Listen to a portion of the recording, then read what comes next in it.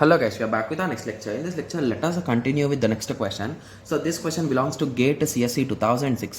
The question is, consider the following recursive equation. So gave a recursive equation and they are saying which of the following is true. Okay, so this is also a straightforward question, guys. Okay, so whenever you see these kind of questions, most of them will be interested in substituting or following Master's theorem, right? Yes, but I don't think using Master's theorem will be a good idea for me, because I don't like those kind of substitutions where we assume one thing and that process continues, guys, because I'm not good with them. Okay, yes, so that is the reason why mostly I'll be following substitution method for these kind of problems which are not in direct Master's theorem formula. Okay, yes, so they clearly gave that T of 1 is a 1. Okay, so now let us try to find T of 2 is equals to question mark. So if you observe carefully, okay, so observe the formula carefully, guys. So T of 2 means 2t, okay, upper bound under root n, so under root 2 upper bound plus 1, right, which is nothing but 2 into T of, so the value of root 2 is 1.4 and upper bound will be 2 plus 1. Okay, so I think there is something mischievous in this, right? So 2 into itself plus 1, right? Okay, so I think we can't solve it in this way. Is that so? Okay, so is there any other method to solve it? Okay, so few might be saying that we could use a substitution method, right? Yes, substitution method will be a thing for it, right? Yes.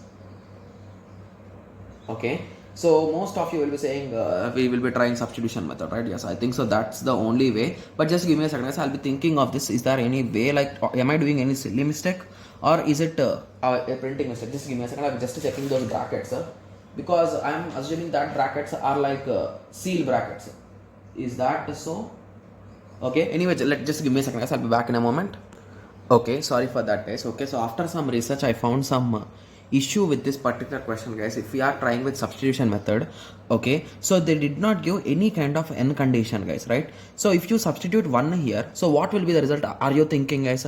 So it should be 1, right? So if I substitute T of 1 equal to 2 into T of under root of n, that is nothing but under root of 1 plus 1. So it is approximately equal to 1, right? So after taking upper bound, it is nothing but 2 into T of 1 plus 1. So we know what is the value of 1, that is nothing but 3. So T of 1, I am getting 3 as a result, guys. But here it is 1. So with this understanding, you can say that substitution method is having some bug or some issue with it, right?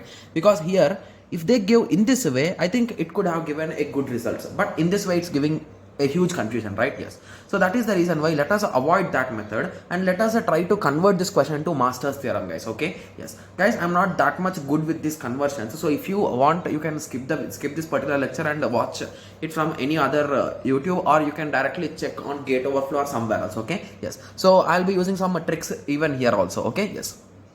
So let us start. So first of all, what we shall do is let us assume n is equals to 2 power m. Okay, guys, I am 100% clear with you. I also don't know how exactly we can assume these kind of things, because I'm also not that much clear with these kind of methods. Okay, so now let us update the equation. So it will become a T of 2 power m equal to 2 into T of under root, that is a 2 power m plus 1. Okay, so now let us replace this T of 2 power m plus s is equals to s of n, guys, is equals to s of m. So this side it will become s of m, right? Yes. But on this side, so let us try to solve it somewhat. So what will become 2 power m by 2, right? Plus 1.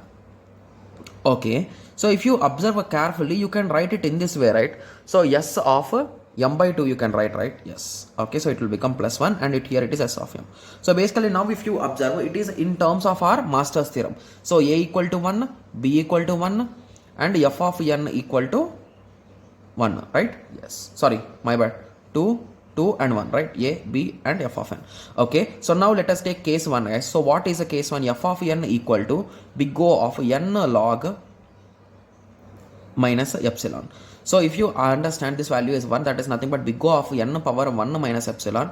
If we assume the smallest value, that is 0.1, so big O of n power 0.9 is 1.